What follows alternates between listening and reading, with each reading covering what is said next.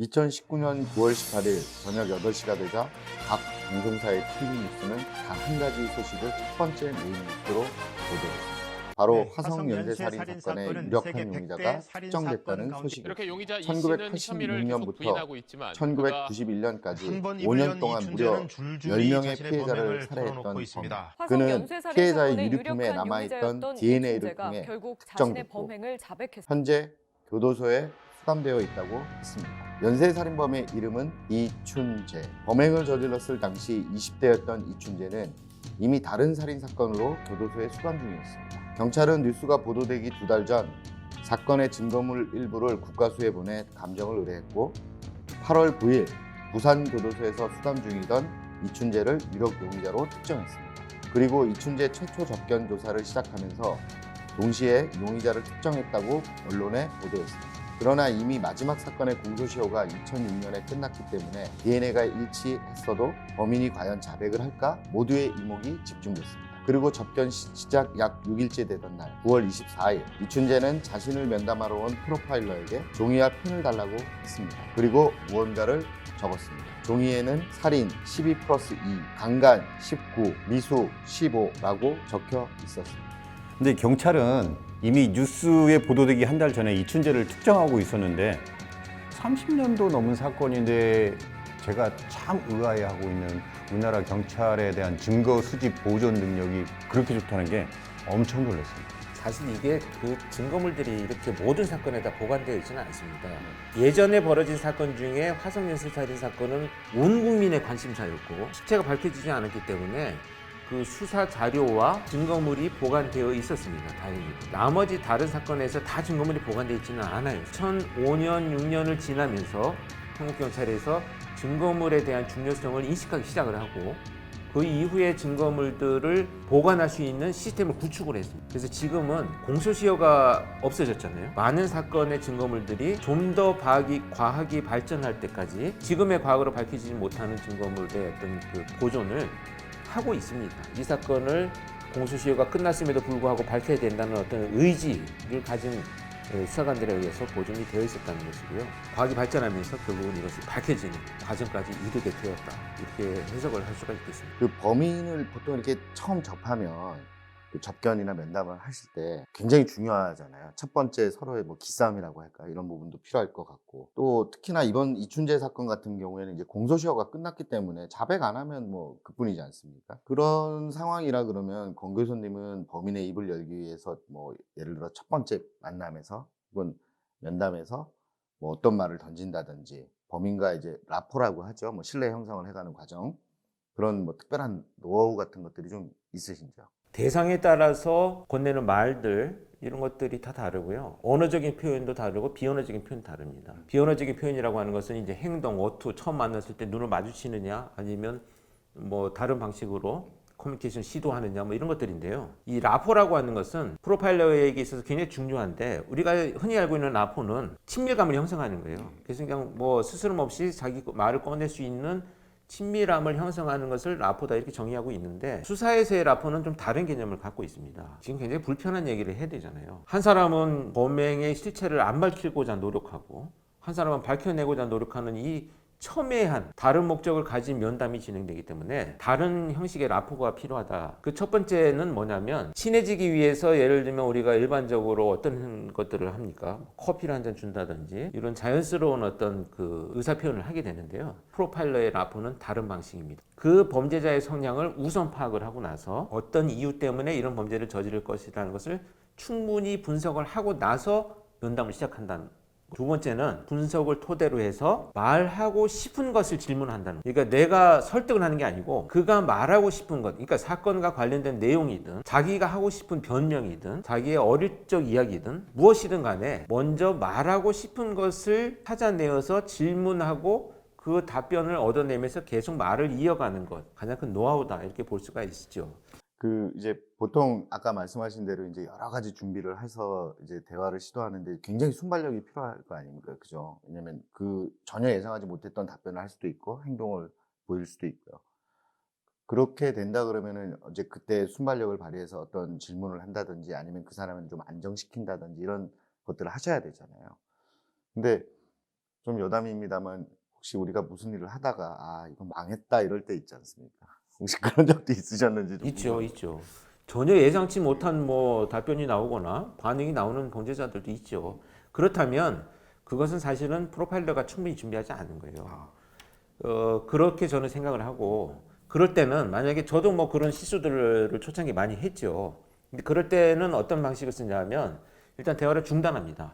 중단하고 잠깐 쉬었다 하자라고 해서 밖에서 모니터링을 하고 있는 다른 프로파일러 팀원들과 상의를 하고 전략을 다시 수립해서 다시 또 투입되는 이런 방식으로 하는데요.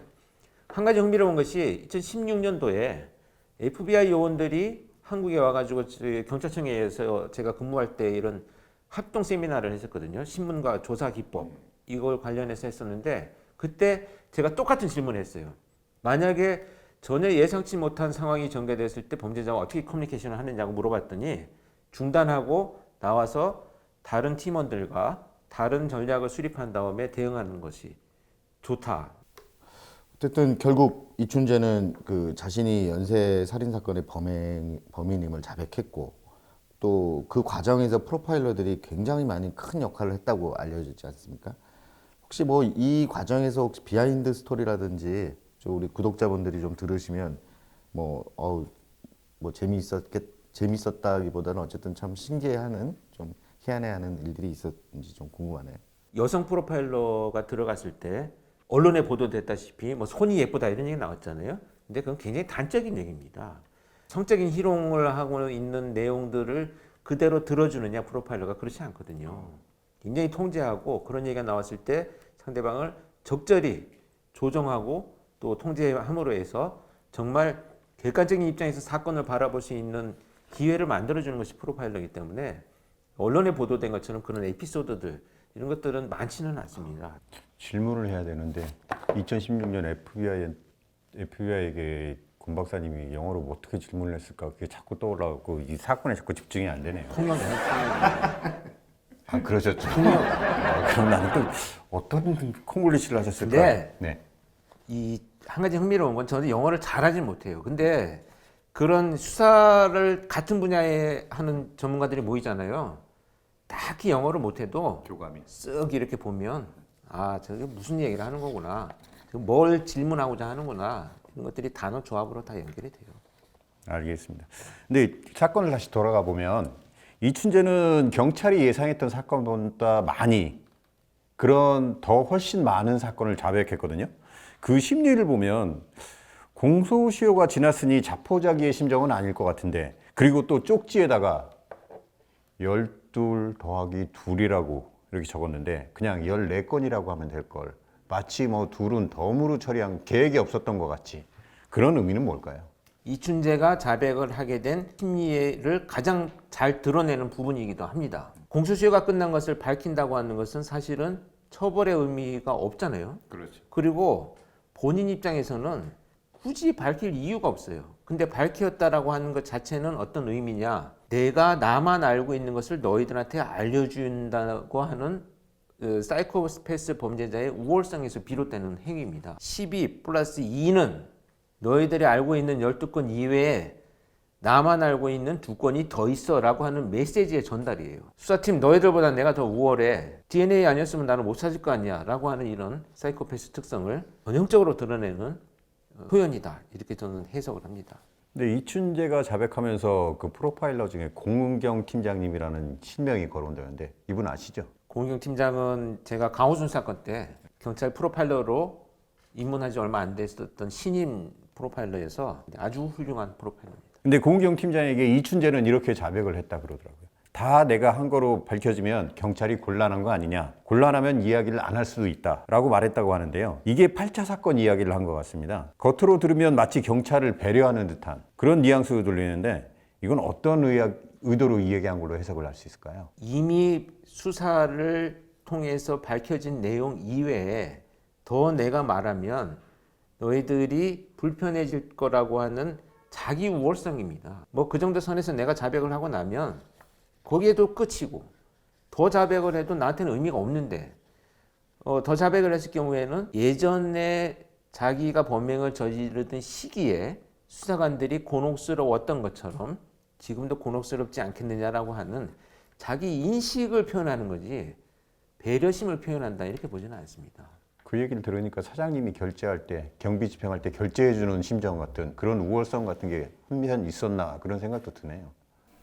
굉장히 적절한 표현이라고 봅니다. 이춘재는 이미 다른 살인 사건으로 지금 부산 교도소에 수감 중이었잖아요. 그 뭐 처제를 살해한 사건으로.